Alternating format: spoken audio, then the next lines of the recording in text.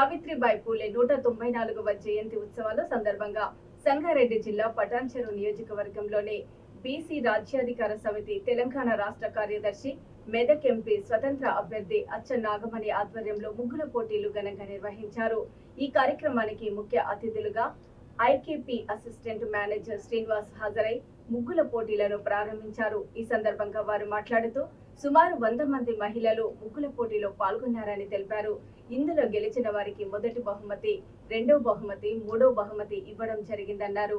ఈ కార్యక్రమంలో జీహెచ్ఎంసీ మహిళా అధ్యక్షురాలు బండారి పద్మావతి, మహిళా అధికార ప్రతినిధి తాళ్ల భాగ్యలక్ష్మి, మహిళా ముఖ్య కార్యదర్శి గోసికే స్వప్న, జ్యోతి గౌడ్, పి దుర్గేష్, మురళీధర్ మహిళలు పాల్గొన్నారు. ఇక్కడికి నేను మిమ్మల్ని అందరినీ ముగ్గుల పోటీ కోసం పిలవడం జరిగింది.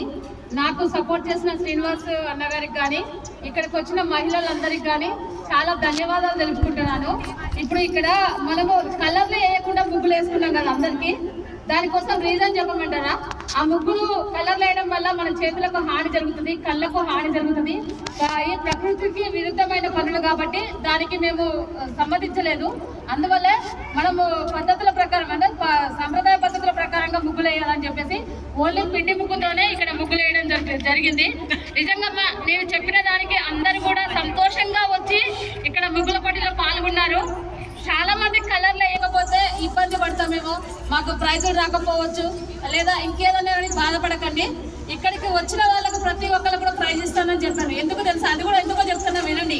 ఎందుకు అంటే మన మహిళలకు చిన్న ప్రైజ్ ఇచ్చినా కూడా మన ఫ్యామిలీ మెంబర్సే కావచ్చు, ఎవరైనా కావచ్చు, ఏ చిన్న ప్రైజ్ వచ్చినా చాలా హ్యాపీగా ఫీల్ అవుతాం. ఎందుకంటే మా వాళ్ళు మాకు తెచ్చిచ్చారు అని ఫీల్ అవుతాం. అలాంటి అంటే అంతఃసంతోషం అంటారు మన మహిళలకు చాలా మంది కూడా. అలాంటి వాళ్ళకిగా ఉందమ్మా. నేను ఇంతమంది వస్తారని కూడా అనుకోలేదు, కానీ నన్ను అందించి చాలా మంది వచ్చినందుకు నా గురించి చెప్పారు పద్మక గారు.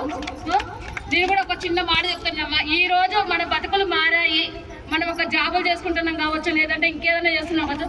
ప్రతి ఒక్క మహిళ ఇల్లు వదిలి బయటకు వస్తుంది అన్న ప్రతి ఒక్క వాళ్ళకు కూడా సావిత్రిబాయి పూలే తన వల్లనే మనం బయటకు వస్తున్నామమ్మా. ఒక్కసారి ఆలోచించుకోండి అందరూ కూడా. ఎందుకంటే ఆమె గతంలో చాలా ఇబ్బందులు పడ్డది. ఆడవాళ్ళు బయటికి రావాలి అంటే ఇప్పటికి కూడా కొన్ని ఇళ్లలో బయటికి రానియరు. అయినా కూడా ఏదో ఒకటి చెప్పేసి ఆడవాళ్ళు బయటకు వస్తున్నాము.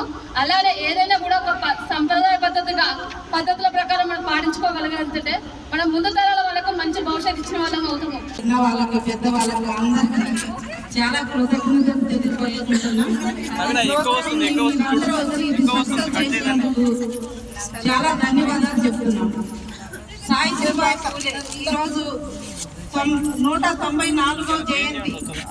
ఆవిడ సందర్భంగా ఈరోజు నాగమణి గారు అచ్చ నాగమణి గారు ఈరోజు ఇంత పెద్ద ప్రోగ్రామ్ సక్సెస్ చేసినందుకు మీ అందరం కూడా చాలా ధన్యవాదాలు. ఈ విధంగా ప్రతి ఒక్కరు కూడా మనం మహిళలం. ఈరోజు ఏంటంటే సాహిత్యం మనకి మొట్టమొదట మహిళా టీచర్ ఆవిడ.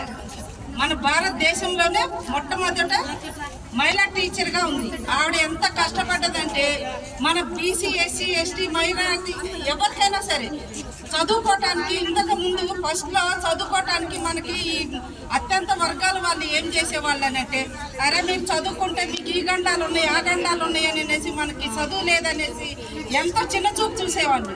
అట్లాంటిది కూడా ఆవిడ ఏం చేసేదంటే చదువు చెప్పాలా, చదువుకోవాలా, వెనకబడి తరగతులు అందరూ కూడా మనలాగా అందరూ బాగుపడాలా, వాళ్ళు కూడా అన్ని తెలుసుకోవాలని చెప్పేసి చదువు సందర్భంగా ఆవిడ ఎన్నో అగసాట్లు పడింది. చదువు చెప్పడానికి పోతుంటే కూడా కొంతమంది ఆవిడ మీద బురద పోసేవాళ్ళు.